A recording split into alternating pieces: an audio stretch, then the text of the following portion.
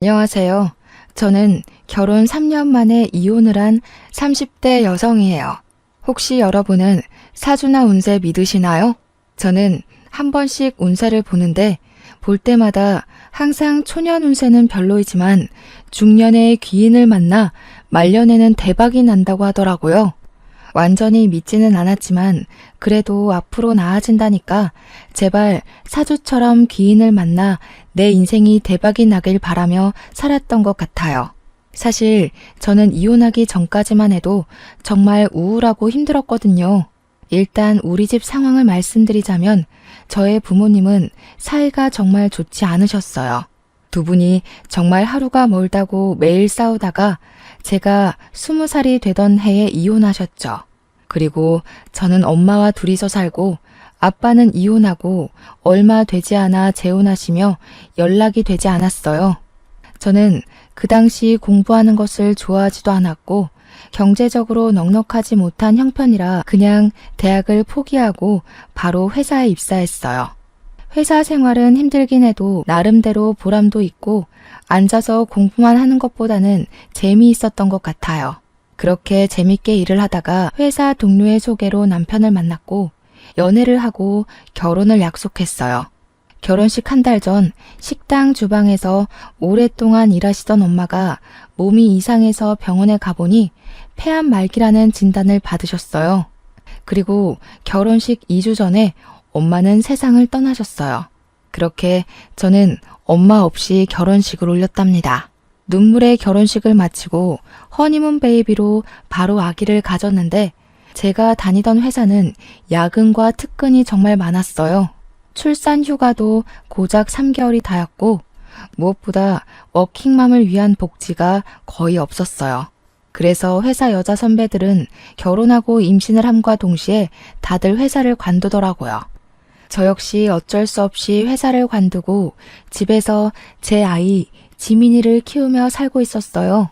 시간이 흘러 아이가 2살이 되자 저는 어린이집에 지민이를 보내고 간단한 아르바이트라도 구해보려 했지만 시간이 애매해서 마땅한 일자리를 찾지 못하고 있었죠. 반면에 동서는 학교 다닐 때부터 공부도 잘했고 전교 회장도 몇 번 했다고 해요. 당연히 좋은 대학교에 대학원까지 나오고 복지가 엄청 좋은 회사에 입사하여 돈도 많이 벌고 있어요. 그래서인지 시댁에 다달이 용돈도 많이 드린다고 하더라고요. 게다가 어른들에게 말도 잘하고 싹싹해서 시댁 동네에선 최고의 며느리라는 소문이 자자해요. 무엇보다 친정도 부유하고 동서와 같은 동네에 살아서 아기가 아프거나 무슨 일이 생기면 언제든지 맡기고 출근을 할 수도 있어요. 제가 봐도 이렇게 동서가 잘났는데 시어머니는 저와 동서가 얼마나 비교되겠어요. 그래서 시어머니는 저와 동서를 항상 대놓고 차별했어요. 시댁에 일이 있어서 가면 동서에게는 일하고 왔으니 무조건 쉬라고 하시고 아이를 보며 집에 있는 제게는 너는 우리 아들 돈으로 놀고 먹으니 무조건 일하라고 하셨죠. 초겨울 날이 되었어요. 저희 시댁은 날이 쌀쌀해지면 매년 김장을 하시는데 그때마다 최소 300포기씩 해요. 게다가 배추 농사도 하시니 남들은 절인 배추를 사서 김치를 담그지만 저희는 배추를 뽑고 절이고 헹구는 모든 과정을 다 직접 해왔어요. 우리 시댁은 김장 전에도 할 일이 정말 많아요. 처음에는 지민이가 너무 어리고 남편과 도련님과 동서는 출근해야 하니 아무도 도와줄 사람이 없어 시부모님 2분이 배추를 뽑고 절이고 헹구셨어요. 그런데 올해부터는 지민이가 어린이집에 가니 낮에 와서 일 좀 하라고 하시는 거예요. 저는 알겠다고 하고 시댁에 갔어요. 그렇게 3일 동안 시댁에서 하루는 배추를 뽑고 하루는 소금물에 절이고 하루는 전날에 절인 배추를 헹궜어요. 그리고 양념을 버무려야 하는 날이 되었죠. 저는 이미 3일 동안 안 하던 일을 했더니 온몸이 다 쑤시더라고요. 정말 땅에서 제 몸을 잡아당기는 느낌이라 도무지 일어나지 못하겠는 거예요. 남편도 처음에는 어서 가자고 하다가 제 상태를 보고는 그냥 혼자 가겠으니 집에서 쉬라고 하더라고요. 집에서 아이를 데리고 쉬고 있는데 시어머니한테 전화가 왔어요. 너는 그깟 배추 뽑고 절이고 헹구는 게 뭐가 그리 힘들다고 젊은 애가 몸살이 났어? 약 먹고 빨리 와. 지금 할 일이 태산인데 빨리 와서 일해. 제가 아프다고 말을 해도 오늘까지만 하면 된다며 참고 오라고 성하셨어요. 그러고는 10분마다 전화해서 계속 언제 오냐고 전화를 하시더라고요. 결국 저는 아픈 몸을 이끌고 지민이를 안고 시댁에 갔어요. 저는 솔직히 그때 시댁에 가면 김장할 준비가 되어 있고 동선애와 남편이 양념을 버무르고 있을 줄 알았거든요.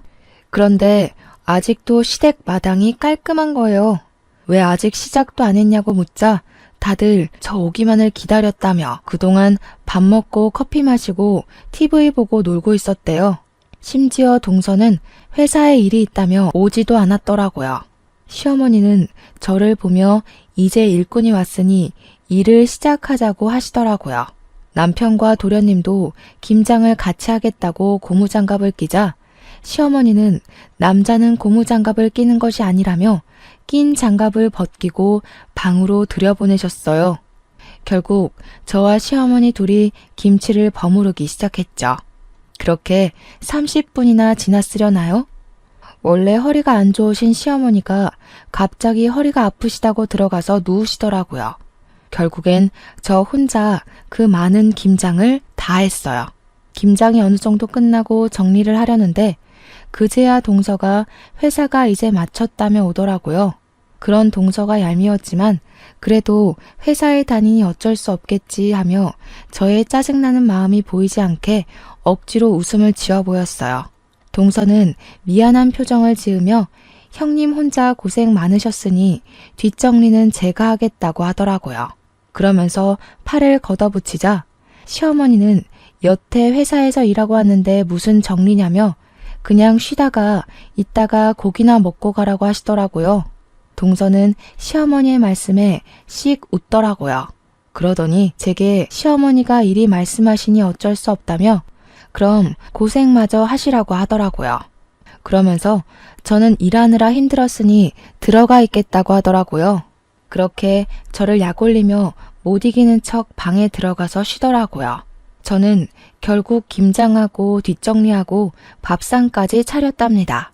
다 같이 밥을 다 먹어가는데 동서가 가방에서 봉투를 하나 꺼냈어요. 그러더니 시어머니께 봉투를 드리며 늦어서 죄송하다고 김장비니 편하게 받으시라고 하더라고요.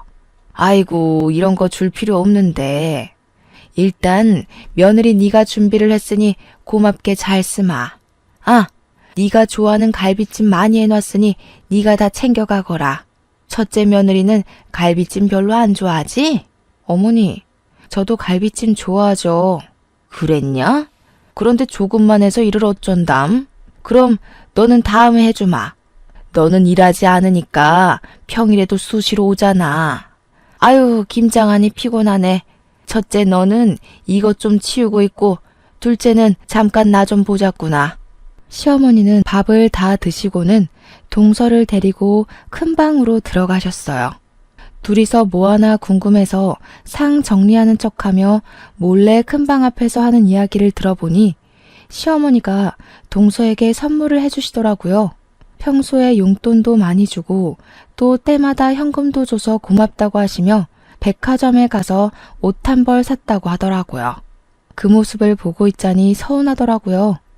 어머니 옆에서 몇 날 며칠 동안 김장을 한 사람은 나인데 제게는 수고했다는 말 한마디 없으시고 뒤늦게 나타나 돈 봉투만 준 동서에게는 고맙다며 갈비찜에 옷까지 선물하시니 정말 너무하시네 싶더라고요. 저는 남편에게 내가 설거지 못하겠다고 그냥 집에 가겠다고 했어요. 남편은 오늘 많이 힘들었냐며 자기가 하겠다고 하더라고요. 남편이 그러면서 고무장갑을 끼는데 역시 미우나 고우나 내 남편밖에 없다는 생각이 들고 고맙더라고요. 그 순간 시어머니가 방에서 나오셨어요. 우리 민호가 왜 설거지를 해? 남자는 고무장갑을 끼면 절대 안 된다고 하지 않았니? 하지마. 너는 이깟 설거지 얼마나 된다고 그걸 꼭 굳이 네 남편에게 시켜야겠냐? 역시 친정이 없으니 이런 시댁에 대한 도리를 친정에서 배우지 못한 거겠지. 형님, 그깟 설거지 얼마나 한다고 그걸 아주버님한테 시키셨어요. 그냥 제가 할게요. 제가 얼마 있지도 않구만. 아가야, 너는 밖에서 일도 하고 와서 무슨 설거지니? 너는 하지 말아라. 집에서 우리 민호 돈으로 놀고 먹는 제가 해야지 안 그러니? 어머니, 동서는 오늘 아무것도 안 하고 밥만 먹었는데 설거지 하나 시키지 않는 게 말이 돼요? 왜 저만 이래요? 저는 너무 화가 나서 더 따져 묻고 싶었지만 그 순간 지민이가 나와 엄마랑 할머니랑 싸우냐고 묻더라고요. 아무리 그래도 지민이 앞에서 어른에게 큰 소리 내는 모습을 보이는 것은 아닌 것 같아 더는 이야기하지 않고 혼자 설거지했네요. 설거지까지 마무리 짓고 집에 와서 남편에게 솔직히 시어머니 동서와 나를 너무 차별하시는 거 아니냐고 했어요. 그러자 남편은 동서가 놀다 온 것도 아니고 일하고 왔는데 그냥 윗사람으로서 이해해주라며 저는 평일에 지민이를 보내놓고 쉴 수 있는데 동서는 평일에도 쉬지 못하고 일해야 하는데 힘들지 않겠냐고 하더라고요. 그러면서 이러한 상황들을 도련님이나 동서에게 대놓고 이야기하면 사이만 틀어진다고 그냥 제가 조금 더 고생하라고 얘기하더라고요.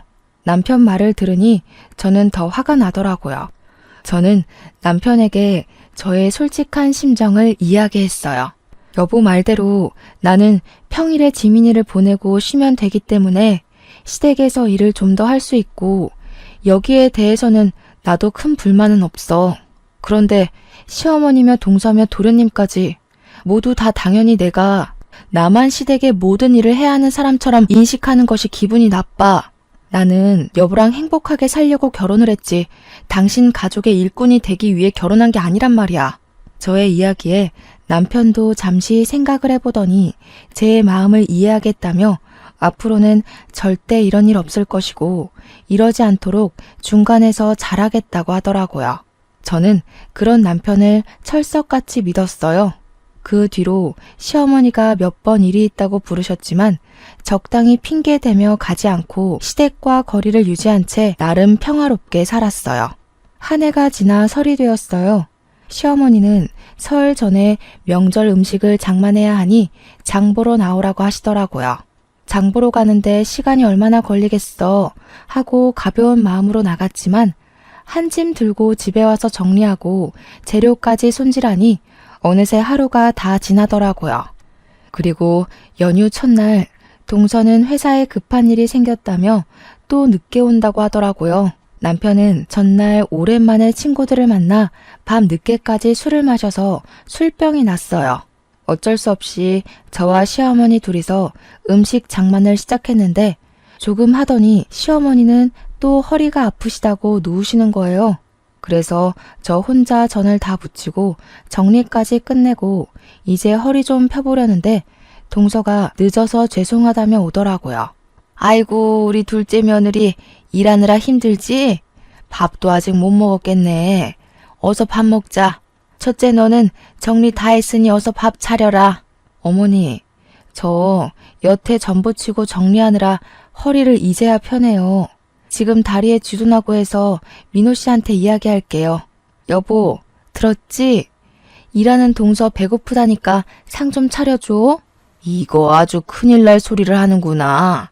너는 있는 반찬 꺼내서 상 차리는 게 뭐가 그리 힘들다고 그러니? 민호 돈으로 놀고 먹는 애가 너도 꼭 일하는 사람한테 상을 차리게 하고 싶냐? 엄마, 지희 집에서 안 놀아. 낮에 우리 지민이 어린이집 가면 집안일하고 음식하고 얼마나 바쁜데. 저녁에는 또 지민이 돌봐야지. 그러니까 지희한테 놀고 먹는 사람이라면 뭐라고 하지 마.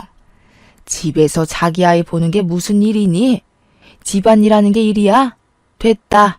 그냥 내가 상 차리마. 허리 아파서 허리 복대를 착용하신 시어머니가 상을 펴시고 반찬을 들고 왔다 갔다 하시는데 그 모습을 보자니 마음 편히 앉아있을 수가 없겠더라고요. 그래서 결국 저도 시어머니를 도와 상을 차렸어요. 그런데 시어머니가 밥을 푸시는데 남편과 동서, 도련님에게는 따뜻한 밥을 주시고 제게는 먹다 남은 차가운 밥을 주시는 거예요. 그래서 남편에게 내 밥은 차다고 이야기를 하니 자기가 찬밥을 먹겠다고 제 밥과 자신의 밥을 바꾸더라고요. 바깥이라는 민호에게 찬밥을 왜 주니? 첫째 네가 먹어. 자고로 남자는 따뜻한 밥 먹어야지 밖에서도 일을 잘하는 거야. 어머니, 저도 어제부터 음식 장만하는 거 도와드리느라 좀 힘들어요. 저도 따뜻한 밥 먹고 싶어요. 어머, 형님, 그깟 따뜻한 밥이 뭐라고. 형님 먹는 거에 욕심이 많으신가 봐요. 저번에 갈비찜도 어머니가 저만 주셔서 기분 상해 보이시더니 그렇게 먹는 거에 욕심내면 살쪄요. 동서, 그게 할 소리야? 반대로 네가 내 상황이면 넌 기분 좋겠어? 에이, 왜들 그러셔? 엄마, 그냥 내가 찬밥 먹을게. 나 원래 뜨거운 거 잘 못 먹어서 찬밥에 국 말아 먹는 거 좋아해. 첫째, 너는 집에서 남편한테 맨날 찬밥만 주니? 얘 원래 따뜻한 밥만 먹었던 앤데 너랑 결혼하더니 왜 찬밥을 찾니? 바깥일하는 남편 좀 챙겨라.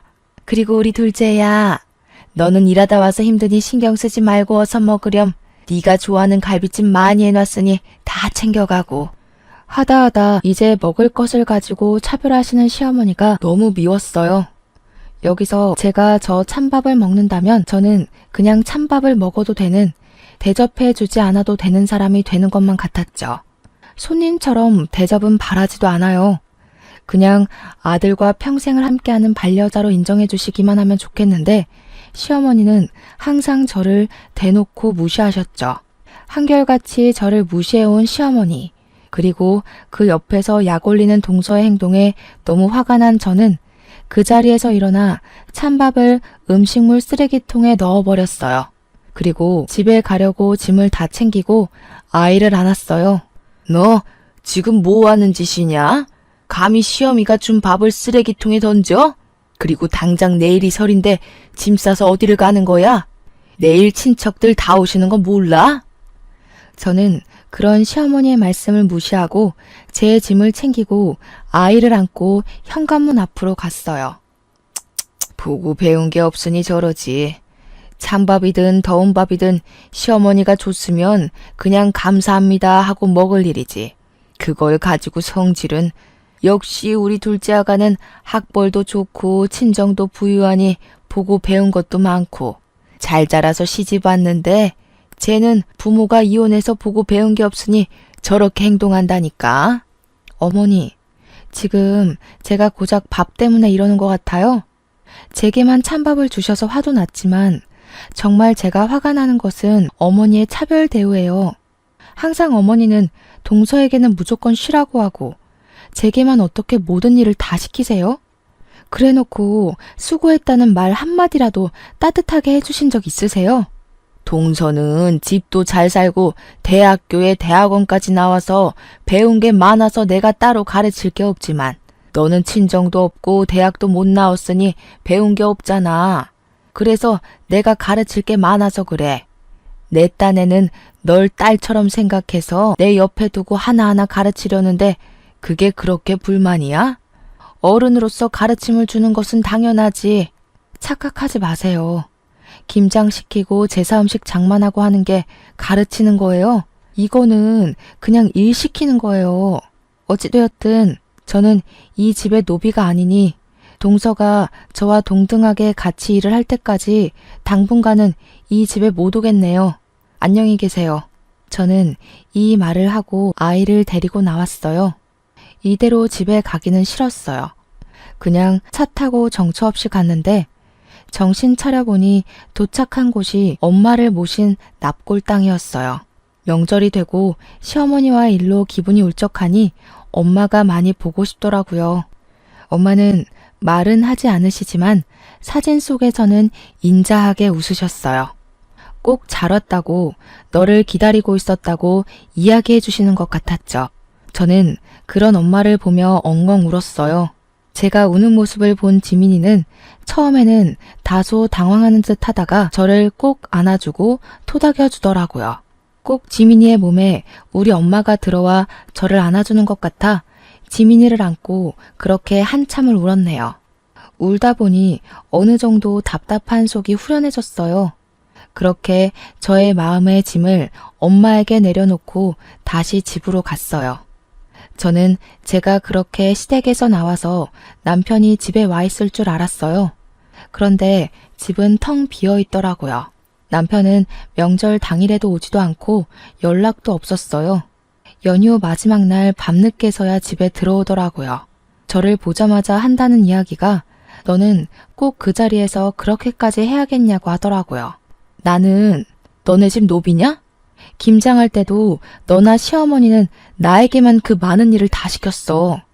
요새 같은 시대에 어느 집에서 배추 300포기를 담가? 그것도 며느리 혼자 말이야. 음식 장만도 나 혼자 다 했지. 그리고 내가 그렇게 하는 동안 너고 네 동생이고 날 도와준 적 있어? 그저 어머니가 뭐라고 하셨으니까 어쩔 수 없다며 뒤로 빠지기나 하고. 나 이제 더는 못 참아. 이제 시댁에 안 가.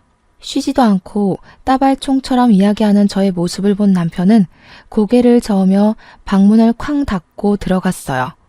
저는 정말 다시는 시댁에 가지 않을 것이라 다짐했죠. 그런데 얼마 뒤 시어머니의 허리가 많이 안 좋아지셔서 허리 수술을 해야 하는 상황이 되었어요.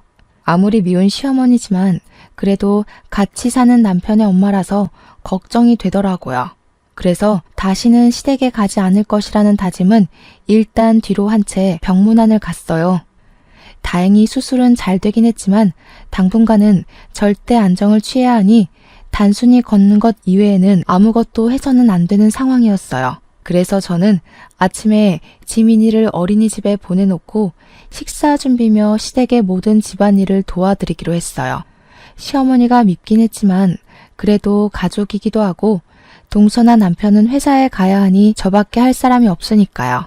어머니는 제가 시댁에 오자 정말 작정을 한 사람처럼 모든 일을 다 시키셨어요. 때에 맞춰 식사 준비, 화장실 청소, 집안 대청소는 당연하고 설치하고 한 번도 닦지 않은 것처럼 기름때가 찐득찐득한 가스레인지 후드 청소, 냉장고 정리, 부엌 서랍 정리 등 모든 일을 다 시키셨어요. 시키시고 그냥 가만히 계시면 좋을 텐데 꼭 시키시고는 옆에 쫓아다니시며 이거는 이랬네 저랬네 하시며 잔소리를 하셨어요. 그뿐만이 아니라 시키신 일 중에 뭐 하나라도 제대로 되지 않으면 너는 이깟 집안일 하나 제대로 못하냐며 엄청나게 구박하셨어요. 그러면서 말끝마다 역시 친정이 못 사니 대학도 못 가고 배운 게 없어서 저런다며 저러니 애가 시간이 있어도 알바를 구하지 못한다며 또 뭐라고 하시더라고요. 이렇게 잔소리와 구박을 들으며 첫째 날이 흘렀어요. 다음 날, 전날 때 빼고 광내서 청소를 싹 했으니 오늘은 그냥 식사만 차려드리면 되겠다 싶어 갔는데 이번에는 제가 결혼하고 나서 한 번도 정리하지 않았던 창고를 정리해야 한다며 창고 정리를 시키시는 거예요. 창고를 정리하는데도 옆에 서서 잔소리하시고 구박하시고 제가 말을 잘 못 알아들으면 욕까지 하시는데 정말 아무리 허리가 아프신 시어머니라 해도 못 참겠더라고요. 그래서 그날은 퇴근하고 온 남편을 붙잡고 시어머니가 이렇게까지 청소를 시키시며 구박에 막말에 욕설까지 하셨다고 했어요. 그랬더니 남편은 제 말을 믿지 못하겠으니 녹음을 해놓으라고 하더라고요. 그래서 다음날 저는 핸드폰 녹음기를 켜고 시댁에 갔어요. 너 왜 이렇게 늦게 와? 아프고 늙은 시모 굶겨 죽일 참이야? 나쁜 년. 그리고 옷은 그 청바지가 뭐냐? 청바지 입고 어떻게 일할 거야? 너네 엄마는 시댁에 어떤 옷을 입고 가야 하는지 그런 것도 안 가르치고 죽었다니? 도대체가 내가 어디부터 어디까지 너한테 알려줘야 하는 거야? 일단 밥이나 차려. 밥 차리고 오늘은 저온 창고 싹 다 정리해라. 시어머니는 저를 보자마자 왜 이리 늦게 왔냐고 하시며 돌아가신 엄마까지 들먹이시며 뭐라고 하시는데 정말 화가 났지만 녹음 중이라 참았어요. 밥을 다 드시고 나서는 설거지를 하라고 하시고 설거지하는데도 옆에 딱 붙으셔서 주방 세제를 너무 많이 쓴다고 뭐라고 하시고 따뜻한 물로 하면 보일러세 많이 나온다고 찬물로 하라고 하시고 손이 느려서 굼뜨다고 뭐라고 하시더라고요. 그러고서는 저에게 음식들이 저장된 저온 창고를 정리하라고 하셨어요. 그곳에는 정말 언제 넣어놨는지도 모르는 음식들이 가득했고 곰팡이 핀 음식들도 있었어요. 저는 모든 음식을 다 꺼내서 하나씩 확인하며 먹을 수 있는 음식은 다시 넣고 먹지 못하는 음식은 버렸어요. 열심히 하고 있는데 또 오셔서 제가 하는 행동 하나하나를 감시하시며 구박도 하시고 욕도 하시더라고요. 그러다가 제가 시어머니의 말을 잘못 알아들으면 멍청하다고 등도 때리시고 꿀밤도 때리시고 하셨어요. 중간중간에 그냥 가버리고 싶었지만 일단은 참고 녹음을 다 완료한 후에 고무장갑을 던지고 아무 말 없이 그냥 집에 왔어요. 집에 와서 온종일 녹음한 내용을 남편에게 들려주었어요. 제가 인격 모독을 당하고 욕을 듣고 딱 하고 맞는 소리가 들리는데도 남편은 몸이 좋지 않으셔서 예민해져서 그런 거고 힘없는 우리 어머니가 때려봤자 얼마나 아프겠냐고 그냥 넓은 마음으로 참아달라고 하더라고요. 저는 그런 이야기를 하는 남편에게 역시 가지는 개편이라며 세상에 믿을 만한 인간 하나도 없다고 하고 방에 들어갔네요. 다음 날 3일 연속 시댁에서 일했더니 온몸이 다 아프더라고요. 지민이를 어린이집에 보내놓고 쉬고 있는데 모르는 번호로 전화가 왔어요. 받아보니 옛날에 이혼해서 연락이 끊겼던 아빠였어요. 한때는 저와 엄마는 이렇게 힘든데 아빠는 재혼했다는 소식을 듣고 미웠지만 그래도 거의 20년 만에 내 가족에게 연락이 오니 반갑고 뭔가 든든한 내 편이 생긴 것 같은 기분에 반가워서 갑자기 눈물이 나오더라고요. 그렇게 울며 서로의 근황을 물었어요. 아빠는 조그맣게 회사를 차리셔서 사장으로 있다고 하셨어요. 그런데 엄마도 돌아가셨는데 제 번호를 어떻게 알았는지 물어보니 시아버지를 통해서 알게 되었다고 하시더라고요. 저는 아빠에게 시아버지랑 어떻게 연락을 했냐고 두 분이 아는 사이냐고 물었죠. 알고 보니 아빠가 10년 정도 전에 길을 가다가 뇌출혈로 쓰러진 적이 있었는데 그때 시아버지가 빨리 아빠를 발견해서 사실 수 있었다고 해요. 그 후 몸을 회복하신 아빠와 시아버지가 연락을 주고받고 지내셨대요. 그러면서 서로가 무슨 일을 하는지도 자연스레 알게 되셨는데 그 당시 시아버지는 사업이 잘 되지 않아서 회사가 거의 망하기 직전이었고 아빠는 동종업계에서 사업이 잘 돼서 돈도 많았고 좋은 거래처도 많이 알고 있었어요. 그래서 아빠가 자신의 목숨을 구한 은인이시라며 시아버지를 여러모로 많이 도와주셨다고 해요. 그때 인연이 지금까지 연결되어 지금은 호영호재하면서 지내는 사이라고 하더라고요. 얼마 전에는 두 분이 만나 술을 한 잔 드셨대요. 술에 취하신 시아버지가 첫째 며느리 이야기를 하셨는데 나는 첫째 며느리가 너무 예쁜데 자기 마누라는 부모님이 이혼하고 엄마는 돌아가시고 아빠는 재혼해서 연락도 안 되니 마땅한 친정이 없다며 시집살이를 그렇게 시킨다고 하셨대요. 도와주고 싶어도 자신은 회사에 나와봐야 하니 딱히 도울 수도 없고 그저 마누라한테 그렇게까지 미워하지 말라고 말하는 것이 전부인 이 상황이 답답하다면서요. 그러면서 시아버지가 아빠에게 첫째 며느리라며 사진을 보여주셨는데 제 사진이었대요. 아빠는 이 이야기를 하시며 엄마와 이혼한 후 매정하게 연락을 끊어서 네가 이렇게 힘들게 살게 된 것 같다며 미안하고 그동안 정말 고생 많았다고 하셨어요. 그러면서 제가 시집살이가 너무 힘들어서 이혼하고 싶다고 한다면 집과 일자리 정도는 마련해 줄 수 있으니 괜히 눈치 보며 살지 말라고 하시더라고요. 그래서 제가 그동안 시어머니의 막말, 무조건 시댁 편인 남편, 그리고 여우 같은 동서 때문에 갈라서고 싶은 적이 많았는데 지민이도 있고 경제적인 여건 때문에 억울해도 그냥 참고 살았다고 했죠. 그랬더니 아빠는 일단 사돈에게 인사를 해야겠다며 인사하러 갈 수 있게 날짜 좀 잡아달라고 하시더라고요. 저는 사실 얼마 전에 시부모님이 하도 저를 구박하시고 무시하셔서 한바탕 하고 영 끊었다고 했어요. 아빠는 그래도 사돈한테 인사는 드려야 하는 것이 도리니 꼭 날짜를 잡아서 알려달라고 하셨어요. 저는 아빠와 전화를 끊고 바로 시어머니께 전화를 드렸어요. 그리고 저희 친정 아빠가 연락됐는데 시부모님께 인사를 드리고 싶어 하시니 시간 될 때 알려달라고 했어요. 시어머니는 축하한다는 말은커녕 아빠가 뭐하고 사시는지부터 궁금해 하시더라고요. 그래서 아빠에게 들은 대로 그냥 조그마하게 회사를 운영하고 있다고 했죠.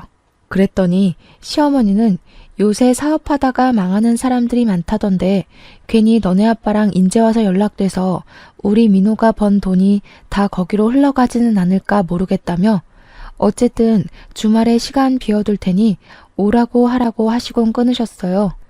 애초에 시어머니의 축하는 바라지도 않았지만 그래도 어머니의 날이 선 말투에 기분이 좋지는 않더라고요. 그리고 약속한 날 저는 거의 20년 만에 아빠를 만났어요.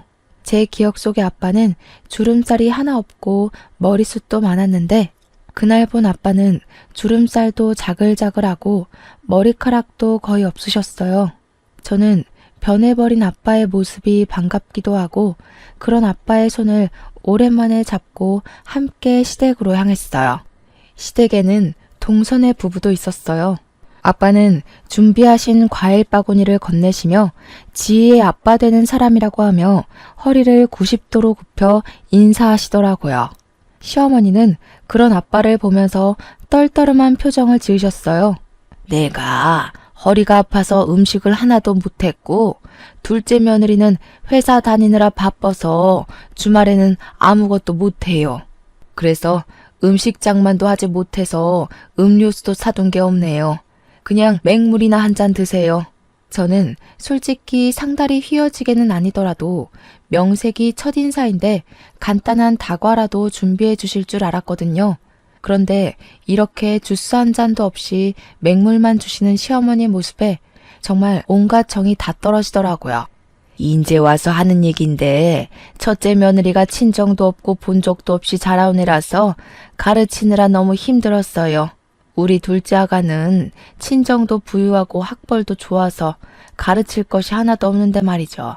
그래도 첫째 며느리를 딸처럼 생각해서 많이 가르쳤네요. 네, 딸처럼 생각해 주셨다니 감사하네요. 말씀대로 그동안 제 딸이 잘못 배웠으니 이제라도 제가 하나씩 가르치려고 합니다. 일단 돈 관리하는 것부터 가르쳐야 할 것 같아서 딸에게 건물 하나 주려고요. 건물이요? 얼마짜린데요? 거기 시세가 한 25억은 되거든요. 그 건물에 상가가 다 들어서 있고 안정적으로 장사를 하고 있으니 월세를 꼬박 받으면 한 달에 400만 원은 벌 수 있을 것 같더라고요. 회사도 안 다니는데 집에서 놀고 먹으면서요. 뭐요? 400만 원? 시어머니도 놀랐지만 저도 깜짝 놀랐어요. 순식간에 저는 조물주보다 높다는 건물주가 되어 매달 한 달 월급만큼의 돈을 받게 된다는데 이게 쉽게 믿어질 리가 없잖아요. 아빠는 그런 저의 손을 잡고 씩 웃으셨어요. 시어머니는 도대체 뭐를 하시길래 그런 건물이 있냐면서 명함이라도 있으면 달라고 하셨어요. 아빠가 명함을 건네자 시어머니는 아빠의 명함을 받고는 요즘 사업이 잘 안 되냐며 은근히 비꼬는 말투로 말씀하셨죠.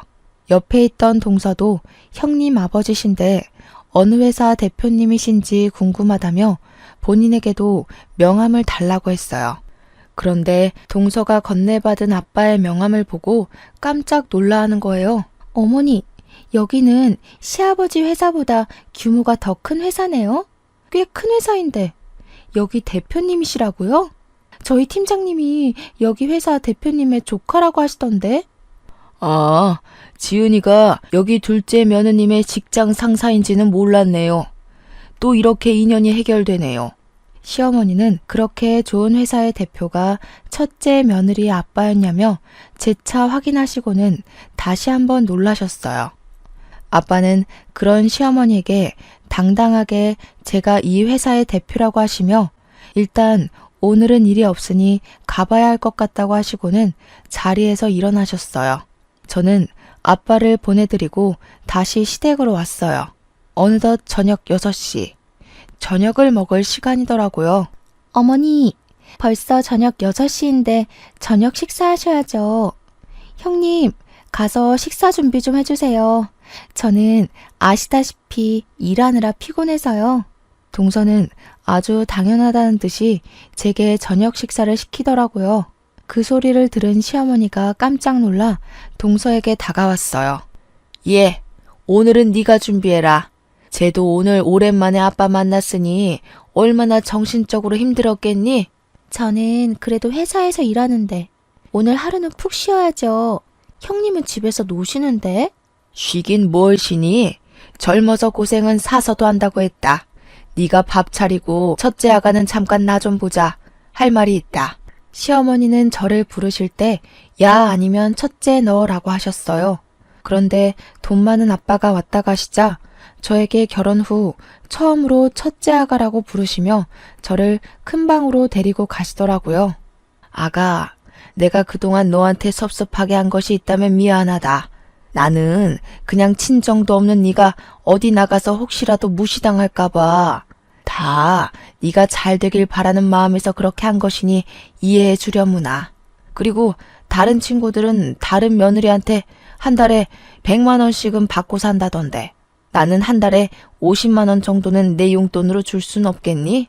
병원비도 있고 생활비도 있고 조금 힘들어서 말이야. 이제 동서보다 제가 돈을 더 잘 벌게 생겼으니 어머니 상황이 역전되셨네요. 아가야, 무슨 말을 그리 서운하게 하니? 그런 게 아니라 그냥 서로 돕고 살자는 거지. 어머니는 저 혼자 김치 300포기 담그고 명절 음식 준비할 때 한 번이라도 도와주신 적 있으셨어요? 허리가 아프시지 직접 도와주시지는 못해도 누구한테 힘들 테니 도와주라고 한 적 있으셨나요? 그러기는커녕 아무 일 못하게 하시고 저 혼자만 일 다 시켜놓고는 인제 와서 서로 돕고 도와주는 척 하시는 건가요? 시어머니는 저의 말에 아무 대답도 못하고 그저 당황해만 하셨어요. 어머니, 저는 어머니의 말씀대로 본 것도 없이 자라서 서로 도우며 사는 거 뭔지 잘 모르겠네요. 저는 이 말을 남기고 거실로 나갔어요. 부엌에 가보니 동서는 입술이 삐죽 나와서 저녁 준비를 하고 있더라고요. 저는 그동안 얄밉게 말하는 동서에게도 한마디 했어요. 동서, 아직도 그것밖에 못 차렸어? 빨리빨리 움직여. 이러다가 내일 밥 먹겠어. 하긴 뭐 네가 회사를 한답시고 집안일을 해봤어야 알지. 형님, 지금 돈 많은 아빠 있다고 유세 떠는 거예요? 너도 그동안 회사 다녀서 돈 번다고 유세 부렸는데 나는 그러면 안 된다니? 그리고 어머니, 용돈은요? 용돈은 학벌 좋고 친정도 부유한 동서한테 받으세요. 전 이혼하겠습니다. 더는 이 집에 노비처럼 못 살겠어요. 노비라니. 나는 너를 맹세코 단 한 번도 그리 생각한 적 없다. 정말 딸처럼 생각했어. 딸처럼 생각하셔서 찬밥 주시고 먹는 거로 차별하시고 맨날 저에게만 그렇게 일을 시키셨어요. 무슨 말이 안 되는 소리를 하셔야죠. 저희 갈라서겠습니다. 여보, 왜 그래? 그게 무슨 소리야? 이혼이라니. 우리 다시 잘해보자. 이제 장인어른도 계시고 혼자 어디를 가려고. 장인어른? 너 이제 이혼해서 마누라도 없는데 네가 장인어른이 어딨니? 그리고 내가 우리 아이 챙겨서 갈 거야. 나갈 때 있으니까 내 걱정은 말고. 저는 그렇게 지민이를 안고 그 집을 나왔어요. 남편과 시어머니는 갑작스러운 저의 이혼 선언에 황당해하며 저를 붙잡았지만 이미 마음이 확고해진 저는 미련 없이 그 집을 떠났어요. 그리고 아빠가 마련해 주신 새로운 보금자리로 갔어요. 다음 날 저는 근처 신경정신과에서 시댁의 스트레스로 인해 정신적인 피해를 보았다는 처방전을 끊었어요. 그리고 이혼 서류를 작성해서 처방전과 함께 시댁에 킥으로 보냈죠. 잠시 후 시어머니한테 전화가 오더라고요. 무슨 이혼 서류야? 정말 이혼할 거야? 네, 어머니. 저 이제 그 집에서 더는 노비 생활 못해요. 이혼하겠어요. 이제 둘째한테도 일 시키고 할게. 우리 아들들한테도 일 시킬게. 그러니까 제발 마음 풀고 같이 살자. 저 지민이는 혼자 어떻게 키우려고 그래. 제 걱정하는 척 하지 마세요. 제가 알아서 아주 멋지게 잘 키울 거예요. 어머니가 이렇게 부탁하셔도 저는 이미 마음 정했고 이혼할 겁니다, 반드시. 그깟 일 조금 시켰다고 이혼이 어디 쉽게 될 것 같아? 어머니 허리 아프셨을 때 막말하셨던 거 제가 다 녹음했고요. 지금 병원에서 시댁 스트레스로 인해 정신적으로 피해받았다는 내용의 처방전까지 받았어요. 그리고 아빠 회사의 법무팀 팀장님과 친한 변호사가 이혼소송 전문 변호사래요. 그래서 이혼해주지 않으시면 그곳에서 이혼소송 진행하려고요. 시어머니는 저의 확고한 대답에 살아생전 너같이 독한 년은 처음이라며 온갖 욕설을 퍼붓고는 끊으셨어요. 이어서 남편에게도 전화가 오더라고요. 네가 원한다면 나 우리 가족과 영 끊고 살게. 그러니 제발 이혼은 하지 말자. 같이 살자. 너 내가 그렇게 시댁에서 호되게 당할 때 너는 항상 너네 엄마 도련님 동서 편만 들었어. 그런 네가 잘도 그러겠다. 됐고 이제 이혼이야. 차마 행복하게 잘 살라는 말은 못 해주겠다. 이혼 서류 잘 작성해서 내일 법원 앞으로 와라. 안 오면 소송할 거야. 저는 이렇게 남편과 이혼을 했어요. 이혼 후 저는 지민이와 함께 살며 아빠의 회사에 취직했어요. 아빠의 회사는 원래 블라인드 면접으로 사람을 채용하는 곳이라 제 학벌이 낮아도 전혀 문제가 되지 않았어요. 게다가 회사의 복지가 정말 좋아서 사내 어린이집이 정말 잘 되어 있더라고요. 제가 퇴근할 때까지 마음 놓고 지민이를 맡길 수가 있었죠. 저는 지금도 충분히 행복했고 아빠라는 존재가 있는 것 자체만으로도 너무 감사했어요. 그래도 아빠는 유일한 핏줄인 제게 회사를 물려주고 싶다면서 공부를 하라고 하시더라고요. 아빠의 강권에 다시 공부도 시작했어요. 워낙 공부에 재능이 없던 저이지만 그동안 학벌이 낮다고 무시하던 전 시모의 얼굴을 생각하며 내가 꼭 잘 돼서 복수한다는 마음으로 눈에 불을 켜고 공부하고 있네요. 결혼 후 제게 전혀 도움이 되지 않는 사람이라 여겼는데 이렇게 제게 도움을 주기는 하네요. 이렇게 저는 아빠의 회사에 다니며 일도 하고 공부도 하고 지민이도 잘 키우면서 행복하고 바쁘게 살아가고 있네요. 그리고 최근에 아빠의 조카 제게는 사촌 언니를 만났어요. 이 사촌 언니가 이전에 동서가 말했던 회사의 팀장님이시더라고요. 그런데 동서가 회사에서도 그렇게 여우짓을 하고 사람들 사이에서 이간질했대요. 그리고 명절 전날과 같이 시댁에 가야 하는 날만 되면 회사에서 아무도 요구하지 않는데도 스스로 야근에 특근하며 늦게 갔다고 하더라고요. 안 그래도 사촌 언니가 얄밉다고 생각하며 뭐 하나 건수만 생기면 가만 안 둔다고 벼르고 있었는데 제 소식 다 듣고 엄청나게 갈궜대요. 그래서 지금은 회사에 사표 내고 백수가 되었네요. 그리고 예전에 저처럼 맨날 시댁에 불려가서 일한다고 하더라고요. 그 소식을 들으니 얼마나 통쾌하던져. 전 남편은 아이에게 아빠를 보여줘야 하니 한 달에 한 번씩은 보고 있어요. 전 남편은 그때마다 다시 합치자고 하지만 솔직히 제가 뭐가 아쉬워서 합쳐요. 월급 잘 나오죠? 아빠 덕에 건물주가 되어서 상가 월세도 적지 않게 나오죠. 게다가 회사의 복지도 좋아서 지민이 걱정 없이 마음 편히 일도 할 수 있는데요. 지금 사는 집도 크지는 않지만 대출도 없고 저와 지민이 둘이서 살기 딱 적당하거든요.